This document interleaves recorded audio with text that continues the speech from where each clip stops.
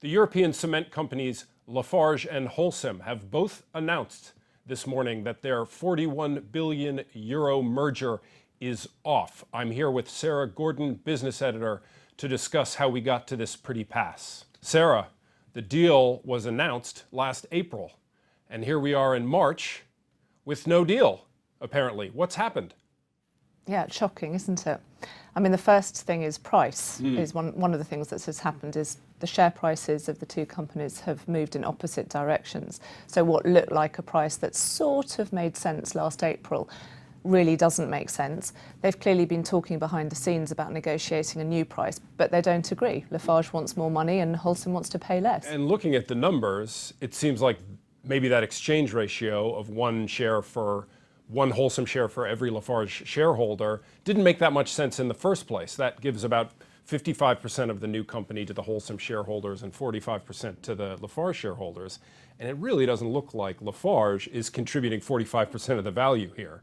No, but I mean, crucially, the two companies argued precisely the opposite last April, didn't they? I mean, they said this deal makes amazing sense. It is definitely a merger of equals. It's going to create a cement powerhouse. They promised us long-term benefits and shareholders huge savings from the deal. So that whole, if nothing seems to have changed on that front, except that the company's mood music about it has. Yeah, it certainly has. And of course, there's another issue here, which is that Lafarge is very focused on the Middle East. About 40% of its EBITDA comes from the Middle East and Africa. The oil price is a sort of elephant in the room in this situation as well. But I suppose the question is, can you change your mind on the basis of one of these, an exogenous factor like that? Yes, and I mean the companies themselves would have argued that what are potentially short-term movements in the oil price should not influence what is meant to be a long-term beneficial deal.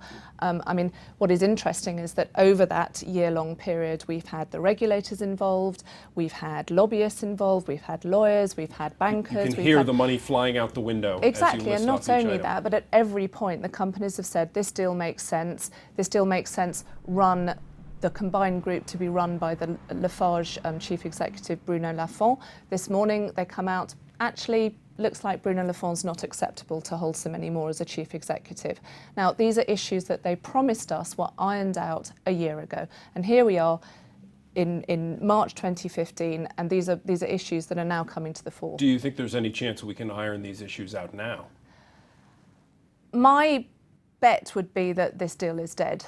I mean, if it is Bruno Lafont who is the sticking point now, then I think really the board of Lafarge has some serious questions to answer. If they really believe that this deal is a good one for their shareholders, and Bruno Lafont should go at this point. Yeah, that makes all the sense in the world. To me, he's just one man. This is an industry that, from shareholders' point of view, customers is another question, consolidation would be good for. Get on with it. Find an exchange ratio that works and do the deal, and let whoever manages the company manages the company. But I think part of the problem with this deal over the last year has been precisely that we're not really, investors and the public have not really been told what is going on behind the scenes. You know, I think there are a lot of other issues that are relevant. Different shareholders having very different views. You've got a very big family shareholder in Holcim. You've got a Russian company, Eurocement, in Holcim. We don't know what their views are. We don't know what kind of bargains, if any, were struck behind the scenes. I mean, I think as well as possibly some serious action now, we also need some serious transparency. Well, we will hope that economic rationality prevails.